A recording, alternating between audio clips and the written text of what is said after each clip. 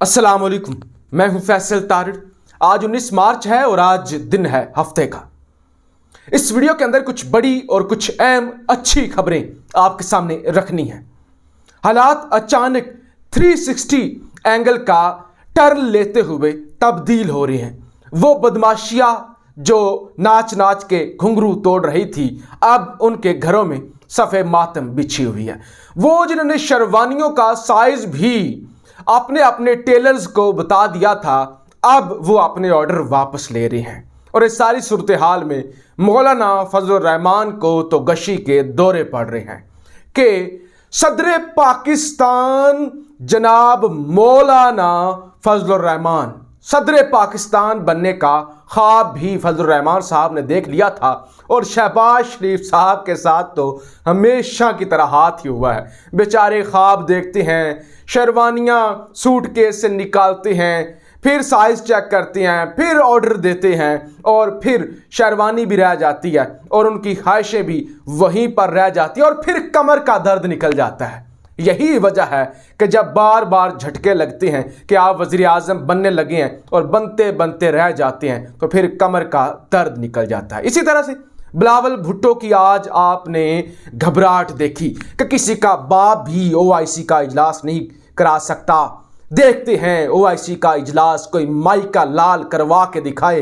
तो वो जो रियासत पाकिस्तान को डायरेक्ट, हुकूमत पाकिस्तान को नहीं, रियासत पाकिस्तान को जो डायरेक्ट धमकियां दी गई, तो ये वो सबूत हैं कि हालात तब्दील हो रहे हैं। और वो जो नमक हराम, गद्दार, बागी नहीं बल्कि कहना चाहिए ऐसे लोगों को, बेज़मीर लोग जो इमरान खान साहब को छोड़कर जरदारी बाबा के घर चले गए थे सिंध हाउस के अंदर, वो भी अब मिन्नतें कर रहे हैं कि हम पुरानी तनख्वाह पर ही काम करने के लिए तैयार हैं। माय लॉर्ड, बख्श दें, माफ़ी दे दें, बिला मशरूत हमें माफ़ी दें।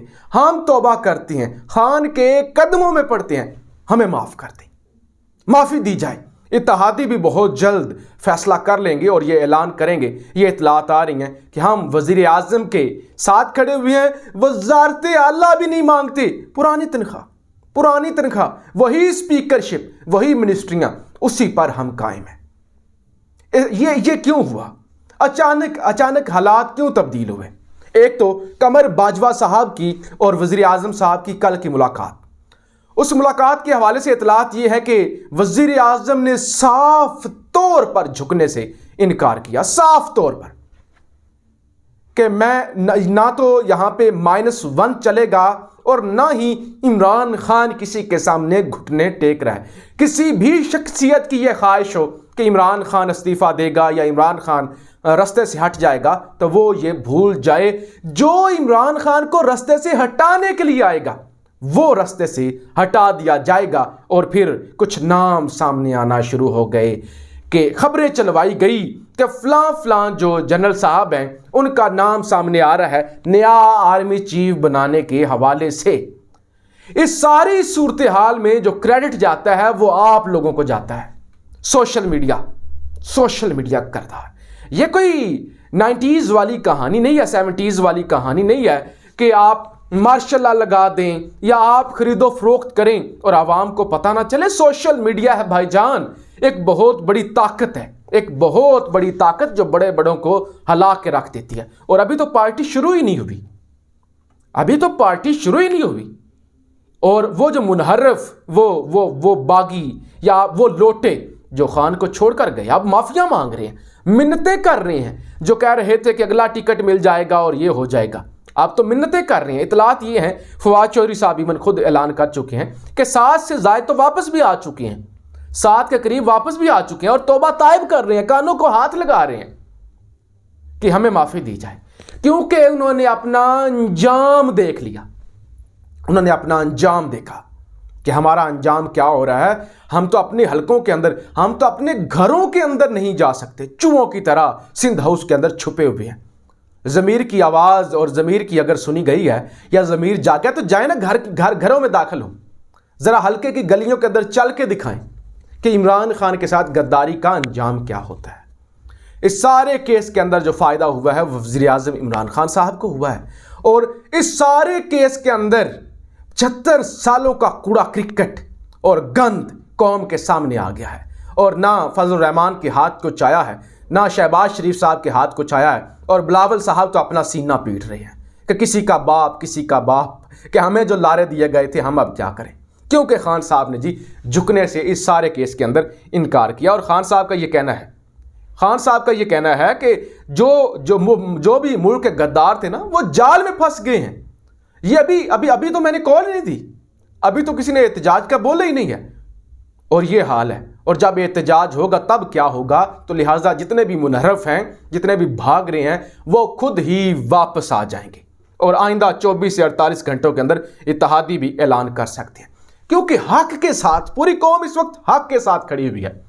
मैंने बहुत सारे लोग ऐसे देखे हैं जो कि किसी पार्टी के अंदर इंटरेस्टेड नहीं है, या बहुत सारे ऐसे लोग भी जिनसे मेरी बात हुई है जो मुख्तलिफ पार्टियां या मुख्तलिफ नजरियात रखती हैं। वो कहते हैं नहीं यार, इमरान के साथ ज्यादती हो रही है, और ये क्या कि कोई तुक नहीं बनता कि आप सरेआम खरीदो फरोख्त करें। डॉक्टर अली शरीती साहब का एक कोटेशन मुझे याद आ रही है। वो लिखते हैं कि अगर आप हक के साथ नहीं खड़े तो फिर तारीख को इससे कोई गर्ज नहीं कि आप मस्जिद के हुजरे में थे या आप तवाइफ के कोठे पर थे। लिहाजा तारीख के अंदर अगर आप सुरखरू होना चाहते हैं तो आपको हक के साथ खड़ा होना होगा। लिहाजा जी 21 के बजाय जो 25 को ये सोचा जा रहा है कि 25 को इजलास बुलाया जाए असम्बली का, क्योंकि असम्बली की जो सारा कंट्रोल होगा पार्लियामेंट का वो वजारत दाखिला के पास होगा, और पाकिस्तान के अंदर OIC का एक अहम 48वां इजलास होने जा रहा है। तो ये फैसला किया गया है, लेकिन इस हवाले से अपोजिशन ज़ाहिर है सीख पा है। वो कहते हैं कि आइन के मुताबिक 14 दिनों के अंदर इजलास बुलाना चाहिए और अगले 7 दिनों के अंदर फैसला होना चाहिए। लेकिन स्पीकर ये कहते हैं कि इजलास बुलाना आइन के अंदर शर्त है, इजलास की कार्रवाई करना या कार्रवाई चलाना वो स्पीकर का इख्तियार है। अच्छा जी, बिलावल साहब ने जी आज बड़ी अकड़ के अंदर आके अदारों को धमकी दी। अदारों को, मैं बार बार कह रहा हूं, हुकूमत को नहीं, अदारों को अब आप क्या कर रहे हैं? अब आप हमें ख्वाब दिखाकर आप हमें क्यों अकेला छोड़ रहे हैं? हमारे साथ हाथ क्यों हो रहा है? और उन्होंने कहा कि किसी का बाप भी और ये नहीं करवा सकेगा। उस पर जी शेख रशीद साहब का बड़ा सख्त मौक़िफ़ सामने आया है। शेख रशीद साहब की एक बयान सामने आया है। वो कहते हैं कि अपोजिशन में हिम्मत है तो OIC कॉन्फ्रेंस रोक कर दिखाएं। बतौर वज़ीर दाखिला कहता हूँ उनके साथ वो होगी कि अपनी नस्लों को नसीहत कर जाएंगे कि हमने क्या किया है। तो इस वक्त जो है वो मामलात गुस्से में हैं। अब इस सारे मामले में जो है जो गेम पलटी है, देखिए ना, ये जो अंपायर के करीब समझे जाती हैं लोग, ये आमिर लियाकत का एक बयान सामने आया है कि लेफ्टिनेंट जनरल शाहीन को आर्मी चीफ लगाया तो सबसे खतरनाक आवाज़ मेरी उठेगी। आमिर लियाकत ने वज़ीर आज़म इमरान खान को तंबीह कर दी। तो इस सारी कहानी के अंदर कल की आर्मी चीफ कमर बाजवा साहब की और दूसरा वज़ीर आज़म साहब की मुलाकात अहम समझी जा रही है कि इस सारे मामले के अंदर। और फिर एक और बात देखिए, ये वाज़िया आइन के अंदर लिखा गया है कि 63A के अंदर के जो भी मुनहरफ होंगे पार्टी पॉलिसी के खिलाफ जाएंगे लोटे तो वो डिस्क्वालीफाई हो जाएंगे या वो ताहयात नाइल हो जाएंगे। अब जब हुकूमत ने सुप्रीम कोर्ट से रजू किया और उन्हें पता चला कि हम तो अगली टिकटों और पैसों के चक्कर में थे, अब तो हमारा बोरिया बिस्तर गोल हो जाएगा और हम तो सारी उम्र के लिए नाइल हो जाएंगे, हमारी तो पॉलिटिक्स दफन हो जाएगी। लेकिन एक और भी चीज़ आपको बता दूं कि अगर इमरान खान को तहरीक अदम एतमाद के जरिए हटा भी दिया जाए, फिर भी अपोजिशन से ये जो शहबाज शरीफ साहब है ना, वज़ीर आज़म नहीं बन सकते। आप मुझसे पूछे क्यों नहीं बन सकते? भाईजान, फिर वोटिंग होगी, असम्बली के अंदर वोटिंग होगी, 172 लोगों की हमायत चाहिए होगी वज़ीर आज़म बनने के लिए।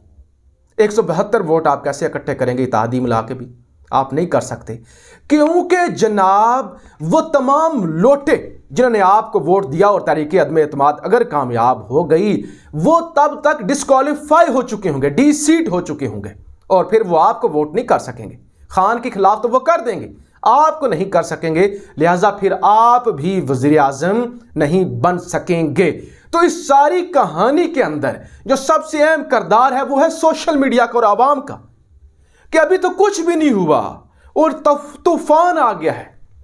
तूफान आ गया है, ईंट से ईंट बजा दी गई है, यानी हक पर लोग खड़े हो गए हैं। और हक के रास्ते में कोई अदारा आता है, हक के रास्ते में कोई जरदारी आता है, हक के रास्ते में कोई सिंध हाउस आता है, हक के रास्ते में कोई अदालत आती है, हक के रास्ते में कोई सियासतदान आता है, हक के रास्ते में कोई मौलवी आता है, तो सब की ईंट से ईंट बजा दी जाएगी और सबको आईना दिखाया जाएगा। और आईना दिखाना कौम ने, अवाम ने, बाशऊर पाकिस्तानियों ने शुरू भी कर दिया है।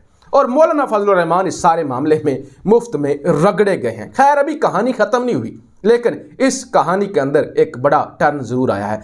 आपने उलमाए इकराम को देखा होगा, खुदा का पैगाम पहुंचाते हैं लोगों तक। फजलुर रहमान वाहिद आलिम है जो जरदारी का पैगाम नवाज तक, और नवाज का पैगाम चौधरियों तक, और चौधरियों का पैगाम फिर जहांगीर तरीन तक, और जहांगीर तरीन का पैगाम जो है वो जरदारी तक पहुंचाता है। तो फजलुर रहमान का यही किरदार है। अपनी राय का इजहार जरूर कीजिएगा। पाकिस्तान जिंदाबाद।